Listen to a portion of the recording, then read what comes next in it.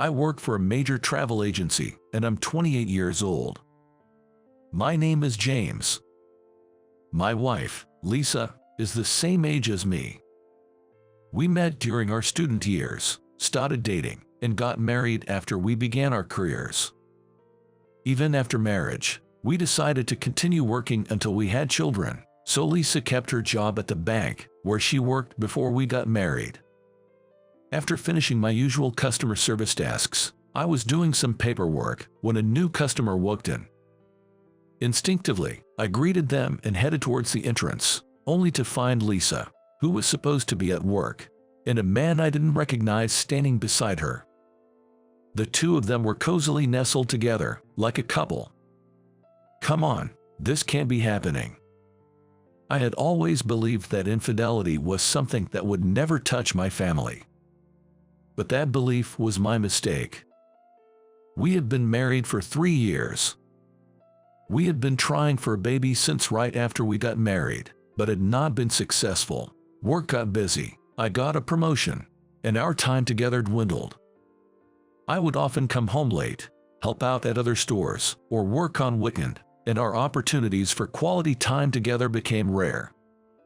I started to fall asleep from exhaustion more often, and naturally, trying for a baby became a lower priority. Lisa had always talked about wanting children, and I felt guilty about it.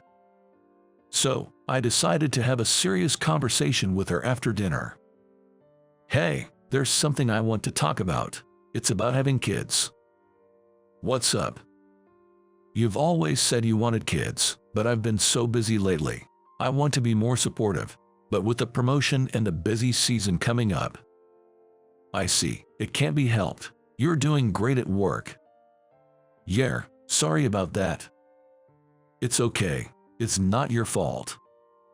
I had gathered my courage to discuss this, but that was the end of the conversation for Lisa. I was happy that she seemed to understand my busy schedule, but in hindsight, her response was too casual for someone who had always wanted children. I should have realized something was off then. Lisa had always been meticulous about her appearance because of her job at the bank, but even I, who couldn't tell the difference between makeup trends, noticed that her style, hair, and overall vibe had changed. She seemed to have become more polished and attractive. I once commented, "You've been dressing up a lot lately. What's up?" "Is that bad? A beautiful wife makes you happier, right?" she replied. Honestly, Lisa was beautiful, and thinking of her as my wife made me even happier. I convinced myself that she was doing all this for me and fell for her even more. But now, I realized that her sudden change was too drastic. After the peak season, when the foot traffic at the agency settled down, I managed to leave work a bit earlier than usual. Lisa usually finished work before me and rarely worked overtime, so she was typically home before me. However, one day, I came home to find the lights off. Lisa wasn't home yet.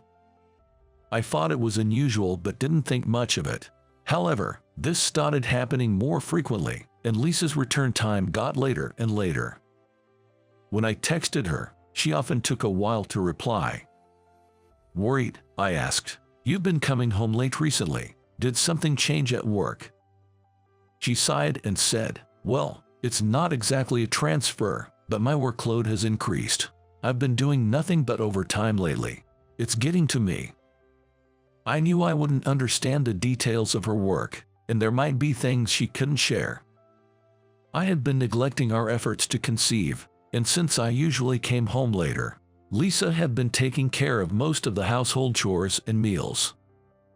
I wondered if I had been putting too much strain on her. Thinking it was time for me to support her, I made up my mind.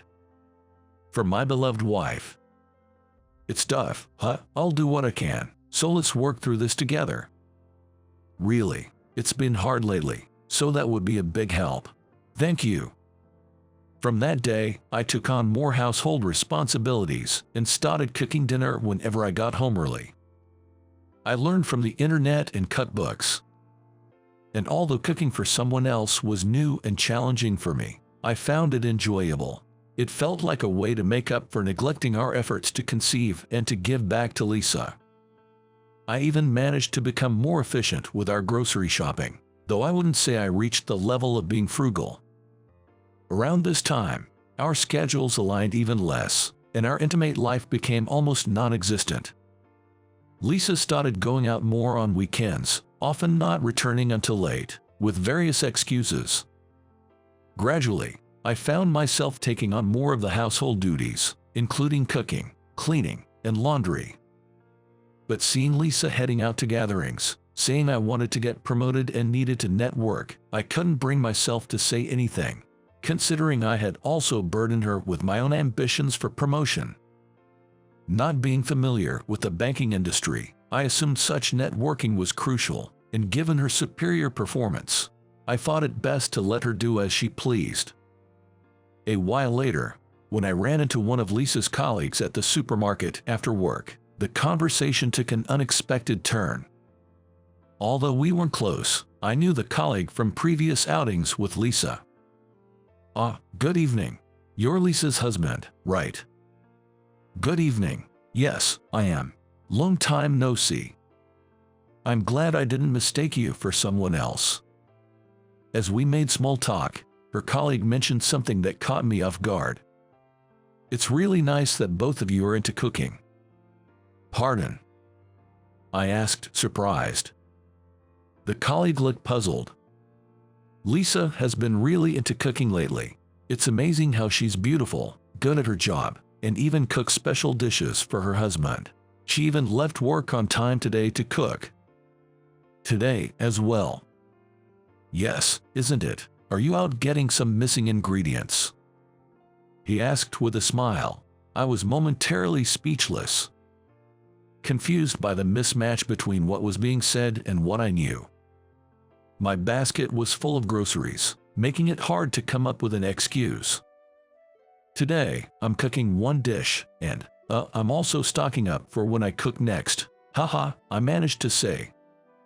Still puzzled, I hurried home, half expecting Lisa to be there.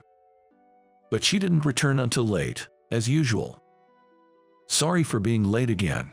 I had something at the convenience store, so I'll eat what you made tomorrow, she said, putting the side dishes I had left out into the fridge. The fridge was mostly stocked with groceries I had bought. I hadn't seen Lisa cooking for a while now. This is when I began to suspect infidelity. Though I started to doubt Lisa, I wasn't sure what to do at first. Wanting concrete evidence, I eventually decided to hire a detective to investigate her for possible infidelity, setting the investigation period for 1 month. Unable to take time off work and with our dates becoming a rarity, I spared no expense, hoping for a clear resolution. While I had a detective working on the case outside, I decided to do some investigating of my own at home, albeit with a sense of guilt. I wondered what I'd do if I found photos or something incriminating, but no new discoveries came to light. I searched in places where things might be hidden, even reaching into the back of the dresser, but found nothing. Maybe it's just my misunderstanding, and she's really just busy with work. While meticulously searching everywhere, I found something unfamiliar at the bottom of the bedroom trash can. It was a strip of pills. I didn't recognize the shape of the strip, but upon searching the name of the medication written on it, I discovered it was a contraceptive pill. While not definitive proof of infidelity, it was puzzling why she would use such a thing when we were trying to have a child. It seemed unlikely that a guest would dispose of contraceptive pills in our bedroom trash can. It had to be hers. Though our intimate moments were rare, they existed, partly in hopes of conceiving. Finding the pills, I was almost certain of her betrayal. A month later, I visited the detective agency in person to receive the investigation report, preferring this to potentially risky postal delivery. The findings confirmed my suspicions. The investigator provided a detailed chronological explanation. I had decided on the scope of the investigation myself, but I was somewhat carried away by the suspicion of infidelity. so I was surprised at how thoroughly they had conducted the investigation. It seemed the other party was a senior colleague from her workplace, but I was astounded by how they hadn't noticed being followed, having their conversations recorded, and being clearly photographed. It's unfortunate, but I found it ironic when told this. On the night she didn't return until late, she was either dining with this man or visiting his place. Well, it was mostly hotels, actually. At this point, I couldn't help but laugh. I also felt a self-loathing for not having noticed it all along. But given the circumstances, I couldn't stay with her anymore, nor did I want to. I decided to hire a competent lawyer and start preparing for a divorce. Fitting this in between work without arousing suspicion was challenging, but having solid evidence sped up the preparation process more than I expected. Then came the fateful day. Lisa mentioned she'd be leaving home earlier than usual. "I'm going on a business trip to a branch a bit far away," she said, without me asking. I smiled and wished her a safe trip. That day, I was also heading to a different branch in the same area, but since Lisa skipped breakfast and left early, our departure times didn't coincide. And then, during work on that day, Lisa appeared at my workplace with a man from the detective's photos. Come on, you've got to be kidding. It wasn't the shock of encountering the affair that made me think this. It was the sheer audacity of them showing up at a branch where I might be working. Maybe we should go abroad. I'd love to relax at a resort hotel. Really? Then, let's do that. Their sickly sweet voices were unbearable. I intervened with a smile. Have you decided on your travel destination? We can tailor a plan to suit your needs. What? Lisa froze. She stared at me, her face growing increasingly rigid. I guess she only knew about the branch I initially worked at and hadn't kept up with my occasional shifts to other branches. Choosing this branch, of all places, showed a lack of thought. Thank you. My girlfriend and I were just discussing going overseas. Is that so? I'm sure you'll have a wonderful trip. Please, have a seat here. As I offered a seat at the counter, the man sat down without any suspicion, seemingly unaware of Lisa's delayed reaction. Thank you for considering our agency. My name is James. Could you tell me about your preferred destinations and budget? Well, we don't want to go too far because of work, but we're thinking of a resort destination, right? Is there something wrong? No, just whatever he said. Lisa's behavior was clearly off, but she tried her best to sound composed, choosing to play along. How about Hawaii? The plan would depend on what you're looking for. For example, I maintained a professional demeanor. The man was quite enthusiastic, discussing flights, hotel classes, and locations. Given their age group, their requests were quite lavish, and I meticulously tailored and aligned a plan to their needs, while carefully avoiding letting Lisa speak too much, focusing more on the man's opinions. Lisa seemed intimidated by my unwavering demeanor. Maintaining a facade of planning a lovely trip for a couple, the plan quickly came together, leading to an agreement. At the perfect moment, I delivered the punchline with a smile. So, all we need now is the contract. Thank you. Enjoy your wonderful affair trip. What? An affair trip, right, Lisa? How can you say it's an affair to a customer? Because I'm Lisa's husband. You could just ask her, couldn't you? Lisa turned a remarkable shade of pale. While Lisa seemed confused, the man next to her was even more clueless, floundering with saying, what? The fault lies with them, after all. Before the shock wore off, I leaned in close to the trembling Lisa and whispered, "We're getting a divorce." Draining even more color from her already pallid face, Lisa could only look at me, utterly terrified. Then, I promptly assured the bewildered pair out of the store, saying, "Please leave now." It was truly refreshing. Although my colleagues were initially puzzled, they believed my story thanks to the trust I had built up through my work, and after some sympathy, I was allowed to head home early. So, I decided to contact my lawyer and wait for Lisa's return at home. As I enjoyed a relaxed dinner at home, I heard arguing outside, followed by the doorbell. Opening the door, I found Lisa, disheveled and tear-streaked, apologizing profusely with the other man. "I'm so sorry. What we did was unforgivable." "Stop it. Just stop. It's you who needs to stop. Apologizing is the least you can do." They started arguing again at the doorstep. To avoid causing a scene, I let them in and heard them out in the living room. It seemed the man was misled by Lisa, who had apparently told him she had broken up with me because I was a man with nothing to gain except money. "Regardless, the fact remains that we had an affair. Please allow me to compensate you," the man said. Ignoring him, Lisa, half in a huff, muttered, "If you hadn't said anything, there'd be no proof. It could have been dismissed as a misunderstanding." "Hold on." I interjected and brought out copies of the evidence photos I had planned to confront her with, placing several of them in front of her. Pictures of them kissing passionately, entering and leaving hotels, embracing each other, all unmistakably incriminating.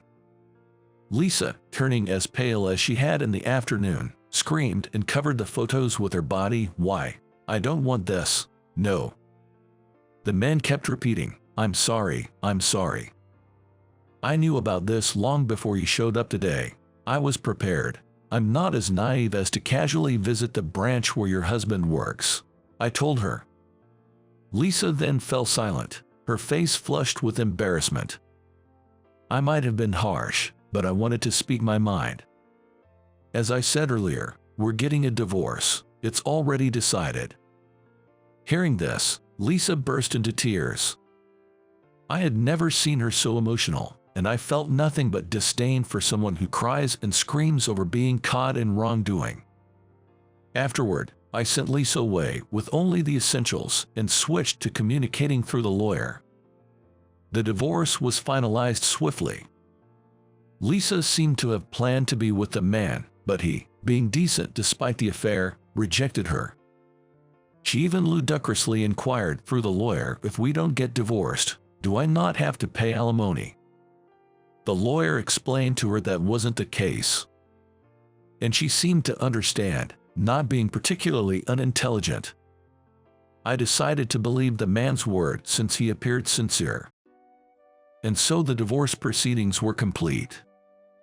Regarding what happened next, Lisa apparently lost her job due to the scandal, as trust is crucial in her field. She hadn't confided in her parents, who were proud of her banking career, and was now deceiving them. I hadn't shared the details with my former in-laws.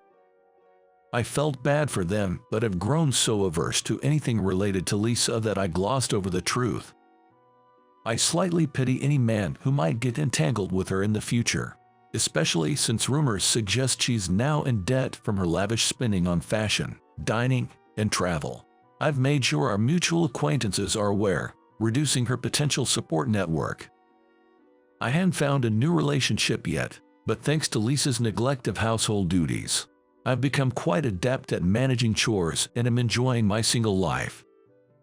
I'm even considering a solo trip. I'm now living a contented and happy life without any hardships.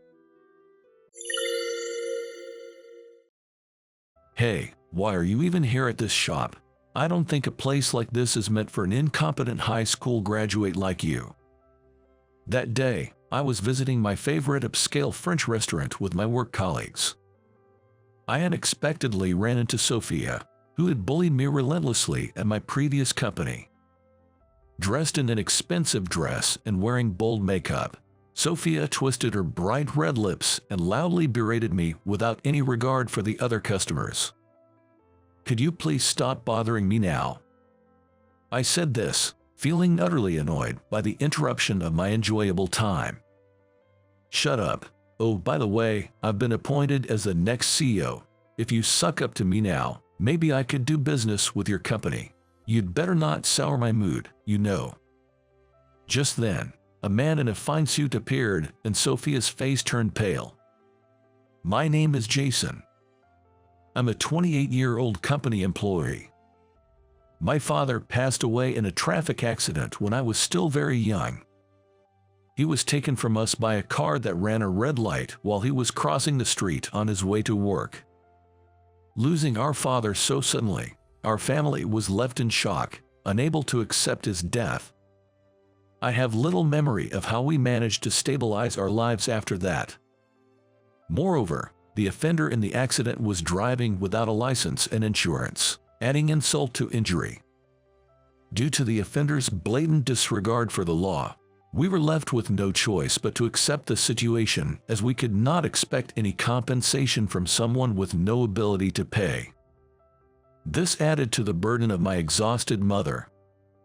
Despite our dire circumstances, my mother always said we couldn't afford to wallow in sorrow. She worked multiple jobs, like cash register duty at convenience stores and supermarkets, to raise me and my two younger brothers by herself.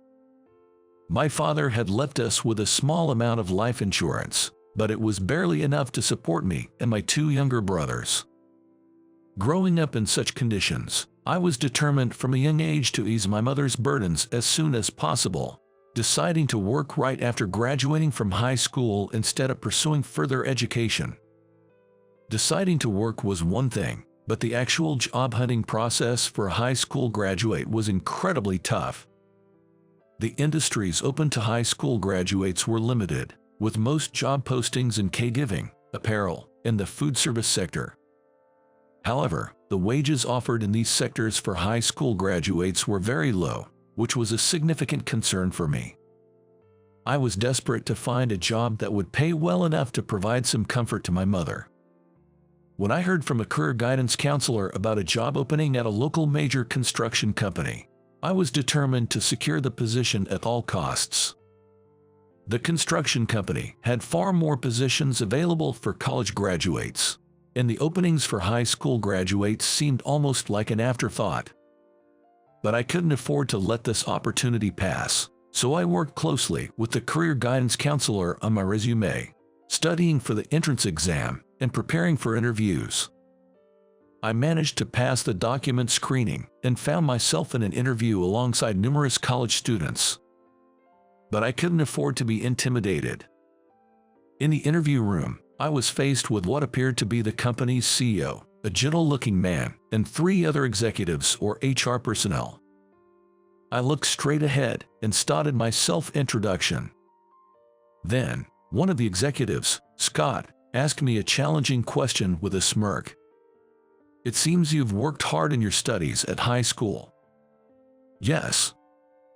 But wouldn't there have been other industries more suited to a high school graduate? I'll be honest. The work here is quite demanding and requires further study. Why did you choose our company?" I clenched my back teeth and, looking straight at the smirking executive, I said, "I was raised in a single-parent household. I wanted to work for a prestigious company like yours to learn about society from the seniors here and grow into a responsible adult, all for the sake of my mother who raised me." Hearing my strong resolve, Mr. Williams, the company's CEO, who had been quietly listening until then, spoke up gently to reprimand the harsh executive. "Scott, it's not nice to pick on the young ones. But Williams, he's just a high school graduate. Enough of that. You're Jason, right? Thank you for your impressive answer." "Yes." The CEO then smiled at me. "Our company values interpersonal relationships the most. We hope young talents like you can learn and grow into respectable adults here." With those encouraging words, he gave me a push forward. Filled with hope from those words, I left the interview room. When the job offer arrived at home later, it was a beautiful memory to celebrate with tears of joy alongside my mother and siblings. There were many new hires that year, so Williams probably doesn't remember me, but I will always be grateful for his warm support at that moment. I was overjoyed to be working under him. 7 years later, Having built my career, I've made steady progress as a high school graduate. Since joining the company, I was assigned to the construction management department, spending my days in rigorous training, both on-site and studying for certifications. There were moments when the intensity almost broke me, but I managed to grin and bear it. Thanks to my incredibly supportive colleagues and senior employees who taught me a great deal about the job. Last year, I even experienced supervising a major building construction project, intending to continue in the technical field. Surprisingly, I was exceptionally promoted for the sales department, which is also a highlight of the company I had long hoped to join. My department colleagues and seniors were surprised by this unusual move, cheering, "It's a big promotion." I, too, approached the sales department door with high hopes. The sales department is a gathering of elite college graduates, handling negotiations for large contracts that could significantly impact the company's fortunes. From day one in the new department, the pace was dizzying, but my colleagues were all kind and took the time to teach me the ropes, allowing me to complete on-the-job training OJT within a few months and start managing my accounts. I got used to making courtesy calls to clients and even managed to secure a few small deals, diligently working my way up. However, there was one person who persistently saw me as a thorn in her side. A senior employee named Sophia. Sophia, an elite with a degree in architecture from Harvard, has been on a fast track to success since joining the company. Her sales performance is impressive, and she's often mentioned as a future executive or CEO. I had thought her character would be as outstanding as her achievements, but I was sorely mistaken. From the first day I greeted her, Sophia openly mocked my educational background. "I'm Jason, newly assigned to the sales department. I look forward to working with you." "You must be joking. You're a high school graduate, right?" Yes." "Ugh, the worst. Why would a lowly educated high school grad be assigned to the sales department? That's a bit harsh. This is the face of the company. A low-educated person like you doesn't belong here. It's the worst having to work with you. What are you doing here so confidently? You should have told HR that you were not capable enough for a sales position." I was taken aback by her outright disdain and insults about my education from our first meeting. Since then, Sophia started dumping her work on me as if I were her personal assistant or slave.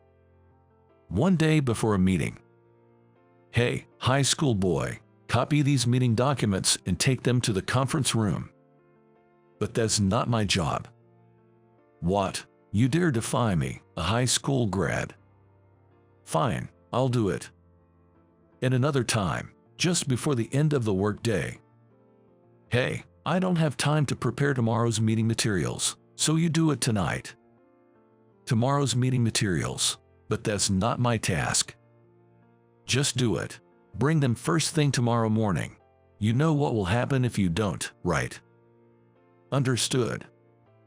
Like this, I was swamped with her tasks on top of my own, leading to endless overtime and reaching my limit. Yet, I was starting to find fulfillment in my sales role, building trust with clients. Then, an incident occurred. One day, as usual, Sophia abruptly stopped me and handed me some work. "Here, this is your job, so take care of it." "What? Please hold on." I was astonished when I saw the documents, my eyes wide with surprise. They were for a crucial negotiation set for that afternoon, vital for the company. "What's the matter?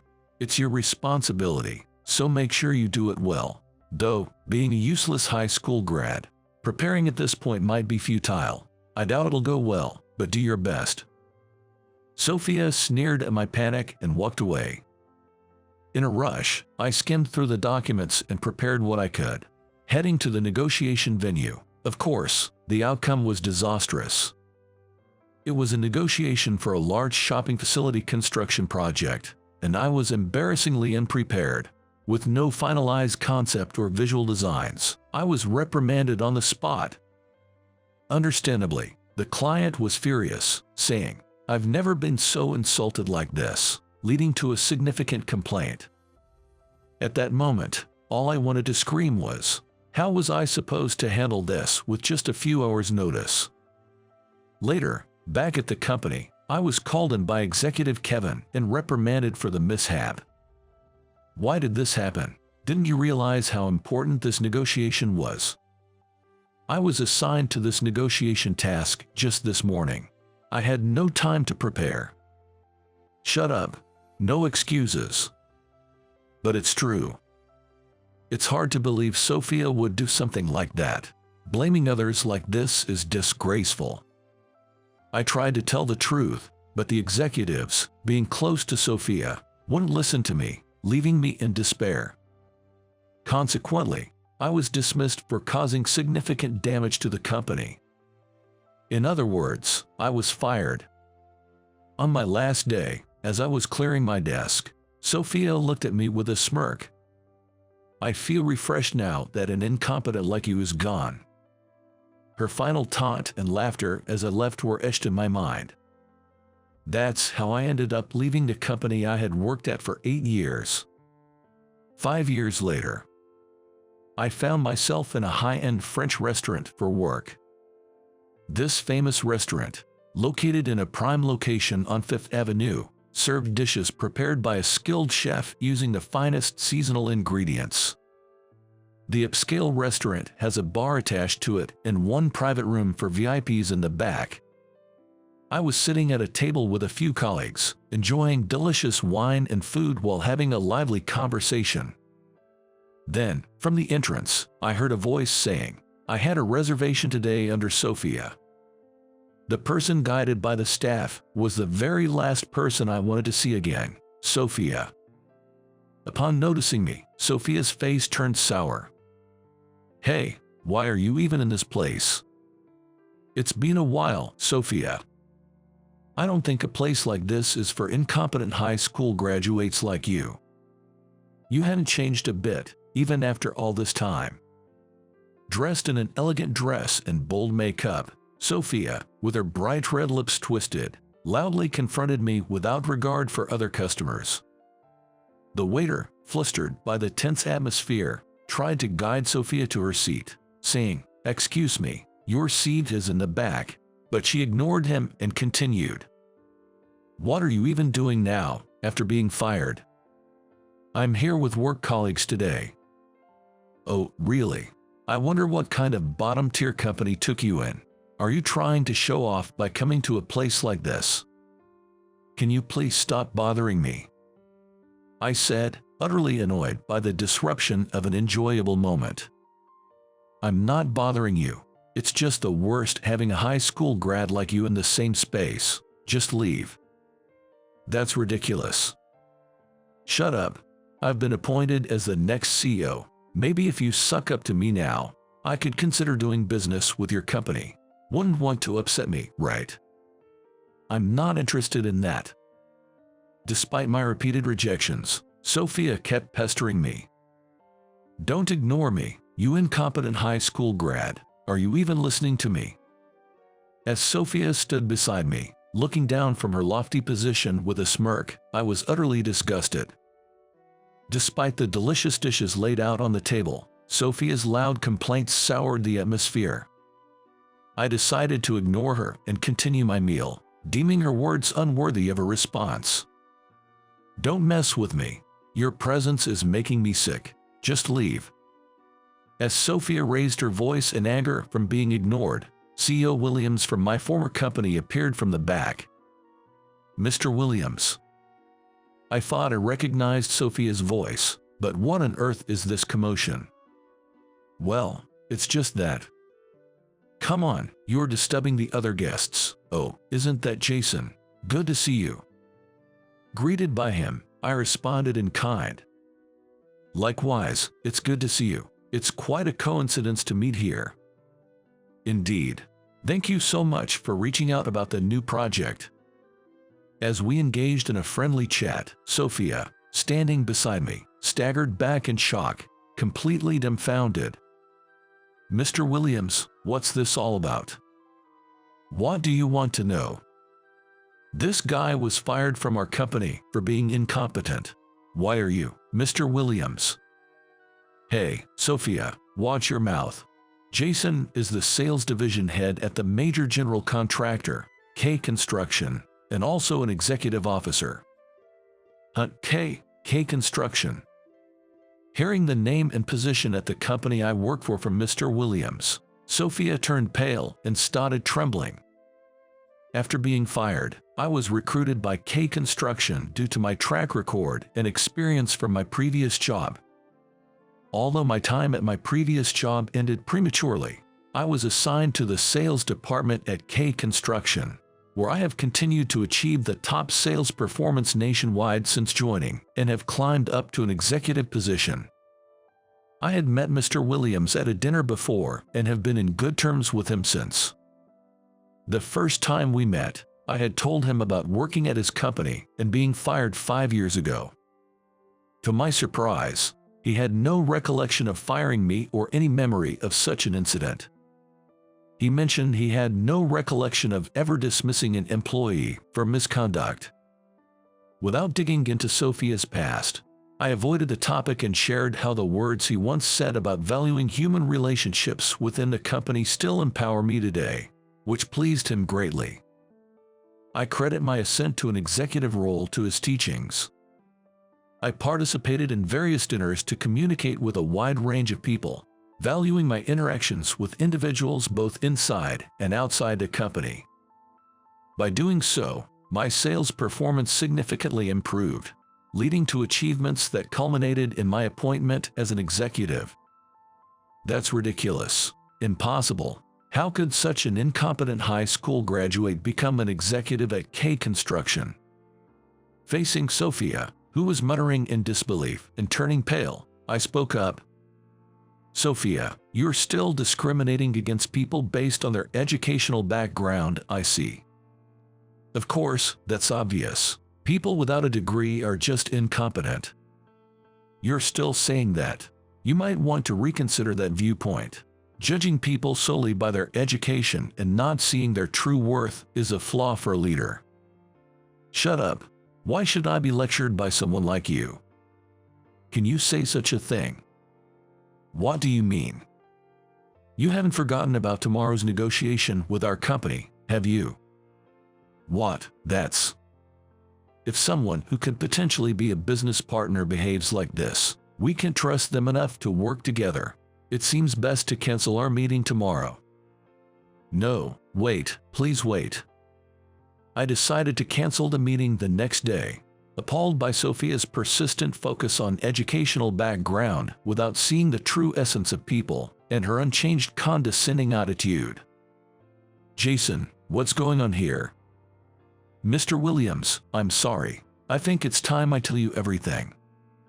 Surprised by the exchange between Sophia and me, I shared with him the harassment I had endured from Sophia while working at his company. At that time, Sophia hid my work, and I couldn't do anything about it. What a terrible thing to happen, but why didn't you tell me at the time?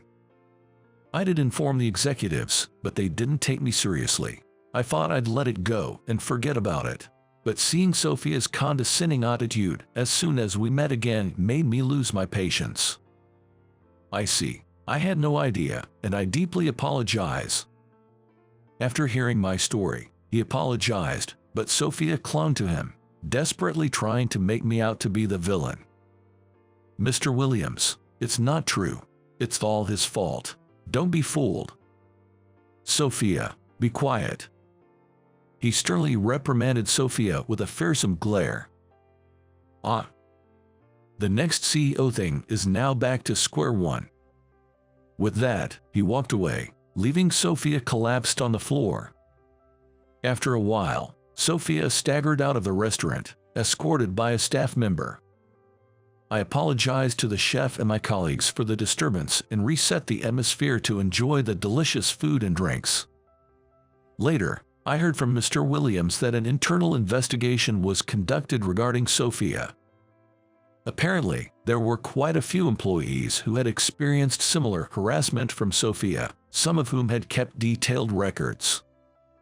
Various misdeeds such as power harassment, human rights violations, and labor management violations were brought to light, and like me back then, Sophia was severely reprimanded in the executive board's disciplinary committee and was dismissed on the spot. Despite her cries of innocence until the very end, overwhelmed by the disdainful glances from many employees, she left the company as if fleeing. Jason, I'm truly sorry about this incident. We've purged the executives who were complicit in Sophia's power harassment and are planning to start over and improve the company's environment. It's not about getting an apology from you, but I appreciate that you believed my story and even went as far as to conduct an internal investigation. I haven't forgotten the kindness I received from you. I would be delighted if we could work together again someday. Although this incident resulted in the cancellation of our current project, I expressed my sincere hope to collaborate on significant projects with his company under its new management, and he was receptive to the idea. As an executive, I am committed to continuing to contribute to my company's success and to strive every day to become a fully fledged professional.